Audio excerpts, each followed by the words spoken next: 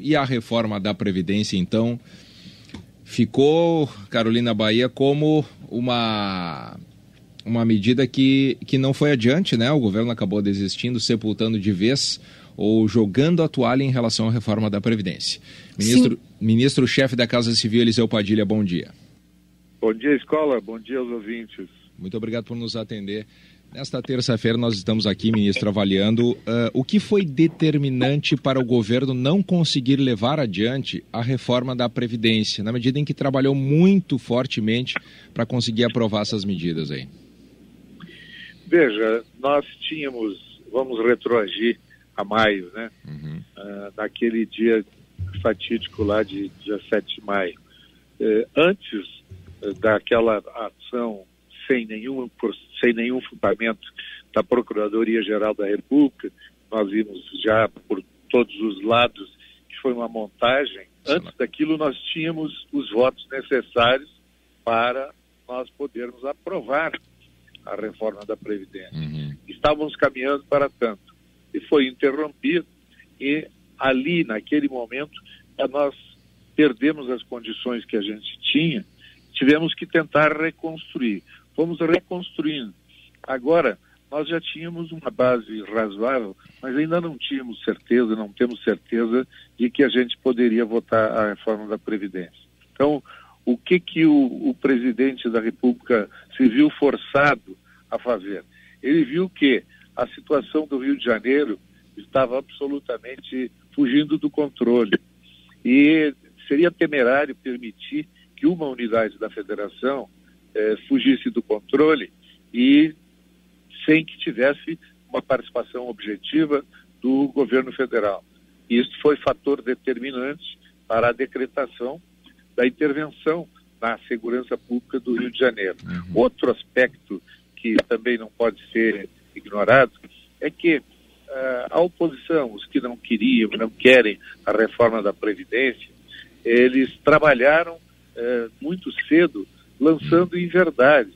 E aquilo contagiou muitos parlamentares. O senhor acha que essa propaganda contra ou a oposição, usando informações que muitas vezes eram verdadeiras, outras vezes falsas, prejudicou na comunicação da reforma da Previdência?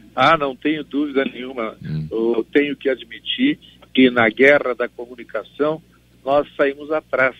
Nós saímos depois de um prejuízo já fundado em afirmações como sua mulher nunca vai se aposentar, você vai ter que trabalhar 50 anos para se aposentar, e assim foram lançadas muitas mentiras que acabaram contagiando, não tanto a base, isso é curioso, não tanto as pessoas, o sujeito que é aposentado, o sujeito que tende a esperar por aposentadoria, mas sim os parlamentares que, com medo de que a base estivesse contaminada, ficaram na dúvida de votar. Então nós acabamos tendo muitos parlamentares se posicionando contra ou até se colocando como duvidosos. Então o fator determinante de que nós tenhamos que esperar foi a decretação da intervenção no Rio de Janeiro e faz com que nós todos esperemos para todas as alterações da Constituição.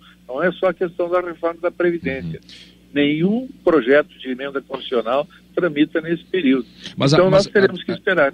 A decisão da intervenção, ela não tem absolutamente nada a ver com a reforma da Previdência, ministro? Ou ela surge como uma alternativa? Não. Porque muito tem se criticado o governo em relação a isso. Ela surge como uma medida à parte ou há uma ideia de que o governo não poderia sair derrotado? Escola, vamos lá. Esta medida, ela está diretamente relacionada com o Rio de Janeiro, o governo do Rio de Janeiro. O governador do Rio de Janeiro veio sem nenhuma condição, ele mesmo deu declarações no sentido de que não tinham avaliado a extensão da questão da segurança, que se mostrou aos olhos de todos os brasileiros por imagens que nós vimos, tu viste, eu vi, nós todos vimos, durante o Carnaval, que se acercou, ficou muito avantajada essa intervenção dessas milícias, das pessoas que fazem com que não se possa ter a segurança no Rio de Janeiro. Pelo menos naqueles momentos, nós tivemos imagens que não deixaram dúvida que a intervenção era necessária. Não tem uma coisa a ver com a outra, não. E a intervenção, ela sendo bem sucedida, ela poderá ser levantada, se alcançar objetivos, e a gente ainda poder votar, quem sabe, mais adiante. Pois é, aí que eu queria chegar. A reforma da Previdência ainda é uma possibilidade no ano de 2018, Sim, ministro? A reforma da Previdência, ela é pauta até o último dia do presidente Michel Temer, e será, mesmo que nós façamos a reforma que está programada agora, mesmo que façamos, ela voltará a ser objeto da pauta do próximo governo. A Previdência é uma questão decisiva para o ajuste das contas públicas do Brasil. Ministro, bom dia. Carolina que fala com o senhor. Bom dia, Carolina. Bom dia. Ministro, mas o próprio governo, o senhor algumas vezes, lideranças do governo disseram que se a reforma da Previdência não fosse votada em fevereiro, não haveria mais como retomar esse tema, até em razão do clima eleitoral. Essa é a ideia, quer dizer, neste governo a reforma da Previdência está enterrada e o governo vai lançar mão de outras medidas na área econômica para tentar equilibrar o orçamento? Vamos lá. Esta reforma, o presidente Michel Temer, o governo do presidente Michel Temer, buscava fazer e busca fazer para o Brasil, porque os efeitos dela neste governo serão os mínimos, não terão efeitos. Nós já sabemos, Carolina, escola, nós estamos executando o orçamento 2018, não vai ser introduzido mais nada, nós temos o teto fixado por emenda constitucional já anterior, nós temos então o teto. Não há mais como nós incluirmos efeitos da reforma para este ano, efeitos diretos. Nós teríamos, aprovada a reforma, nós teríamos efeitos indiretos. Quais, por exemplo? O crescimento que está previsto entre 3 e 3,5%, ele seguramente passaria para se situar em 4 a 5%.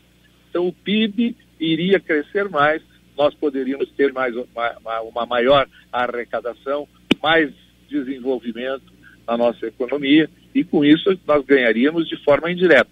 Mas de forma direta, o atual governo não terá mais nenhum tipo de vantagem financeira para a execução orçamentária para este ano. Nós já temos o assunto consolidado, o orçamento já foi aprovado, já está em execução. Então são coisas distintas. Uma coisa é a reforma e outra coisa é a intervenção no Rio de Janeiro. Ministro, uma das críticas desta madrugada na votação da intervenção, na votação que aconteceu na Câmara, uma das principais críticas da oposição é que não existe um plano do governo federal para essa intervenção no Rio. No dia do anúncio mesmo foi dito à imprensa que ainda haveria um diagnóstico, o general interventor faria um diagnóstico a respeito do que fazer no Rio de Janeiro. Existe esse improviso? Vocês estão agindo de improviso nessa intervenção no Rio? Carolina, vamos lá. O interventor é o general comandante do Exército da região leste, lá no Rio de Janeiro, há muitos anos. Ele conhece o Rio de Janeiro muito bem. Ele foi um dos comandantes de toda a nossa jornada durante as Olimpíadas. Ele estava e está com a inteligência que atua no Rio de Janeiro desde antes das Olimpíadas. Então não tem. Ele é uma pessoa que conhece perfeitamente, sabe tudo o que está acontecendo no Rio de Janeiro e, sem dúvida nenhuma, ele tem todas as condições para sair trabalhando, já entrar trabalhando. Por quê? Porque conhece todas as condições. E mais, quando o governador diz que não reúne condições, não se pode esperar mais. Então, foi decretada a intervenção, o general começou a agir já imediatamente e está ele vendo as nomeações que porventura tem que fazer na área de segurança do Rio de Janeiro e ver qual o efetivo que ele vai colocar à disposição dessas operações. Ele é o comandante militar do leste, ele está sediado no Rio de Janeiro. As forças armadas sediadas no Rio de Janeiro obedecem ao que ele lá no Rio de Janeiro tem decretado, especialmente o Exército. Ministro, o governo está colocando em discussão agora a chamada pauta prioritária, né? É uma série de medidas que vem como alternativa à reforma da Previdência. O que vai ser colocado em prática já num primeiro momento, de forma imediata, que tenha mais impacto para a população? Veja, nós temos várias medidas que já estão lá na Câmara e no Senado. São medidas que trazem uma motivação na microeconomia. Então, nós não, se tu me perguntares especificamente para a população, nós temos muito estímulo para o mercado. Que a geração de emprego, ela depende do mercado. Então, ali, com essas medidas que são altamente reformistas, né? Lá está a autonomia do Banco Central, lá está a nova lei das agências reguladoras, ou então a lei geral das agências reguladoras para motivar investimentos e motivar a geração de empregos. Nestas medidas, elas são eminentemente reformistas no sentido de dar ao mercado condições de gerar mais empregos e nós termos mais a economia crescer mais do que vem crescendo normalmente. O senhor está embarcando para o Rio de Janeiro hoje pela manhã. Tem alguma medida, algum anúncio que vai ser feito lá ou é uma visita da comitiva presidencial mesmo? Não, acompanho o presidente a um ato da Marinha, que é o início da montagem do submarino. Ah, perfeito. Ministro, aproveitando que a gente está falando do presidente da República também, o presidente Michel Temer será candidato à presidência da República? A gente sabe que existe essa conversa dentro do Palácio do Planalto.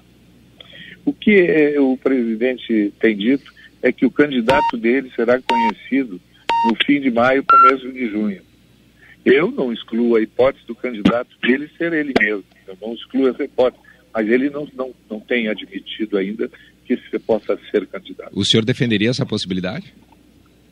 Eu penso que não tem ninguém que defenda melhor o governo do presidente Michel Temer e as medidas que foram tomadas, que fizeram com que tenhamos a menor inflação de muitos anos no Brasil, que tenhamos historicamente a menor taxa de juros. Nós temos muitos pontos para serem defendidos. A reforma trabalhista, que se fez uma reforma que se alteraram mais de 100 itens da consolidação do trabalho, e era uma reforma que era buscada há mais de 40 anos e não se conseguia. A reforma do ensino médio, que desde que eu estava chegando na Câmara, isso era 1997, se discutia a reforma do ensino médio e não se conseguia fazer. Enfim, nestas medidas de pauta prioritária também tem esse espírito de reforma. Então, a meu juízo, ninguém traduz melhor isso do que o presidente. Agora, as circunstâncias lá vigentes, fim de maio, começo de junho, segundo o que o presidente diz, é que ele vai se posicionar quanto a quem será o seu candidato. Eu me pergunto quem é o candidato do governo. Ele tem dito sistematicamente isso, né? Ministro, muito obrigado pela sua atenção nessa manhã. Bom dia para o senhor. Bom dia, eu que agradeço. Bom dia.